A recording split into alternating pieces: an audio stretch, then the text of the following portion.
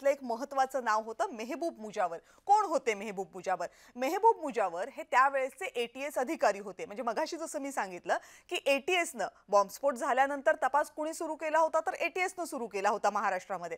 मग एटीएसचे अधिकारी जे होते मेहबूब मुजावर, ज्यावेळेस ते या तपासाचा पार्ट सुद्धा होते, या तपासाच्या टीमचा ते एक सहभागी होते टीममध्ये. त्यांनी त्यावेळेस म्हणजे ते जे सहन केलं होतं ते त्यांनी नंतर सांगितलं. आता काल जेव्हा खटल्याचा निकाल आला तेव्हा मेहबूब मुजावर यांनी अशी काही वक्तव्य केली किंवा अशी काही माहिती दिली की ज्यामुळे ही शंका यायला सुरुवात होते की खरंच हा काही राजकीय अजेंडा होता का? काय वक्तव्य आहे मेहबूब मुजावर यांचं ज्यामुळे हे प्रश्न निर्माण होतात? बघा. मोहन भागवत ना धरून आणा म्हणलं तर मी थोडं धरून आणणार आहे. धरून आणलो नाही मी त्यांना. आणि मग त्याच्यानंतर मी त्यांना कल्पना देऊन बाहेर आलो. आज उगाच असं बोलत नाही, माझ्याकडे पुरावे. मी कुठेच वाच्यता केली नाही. गेले 10-15 वर्ष माझ्याकडे हे आहे ते आहे असं काय केलेलं नाही.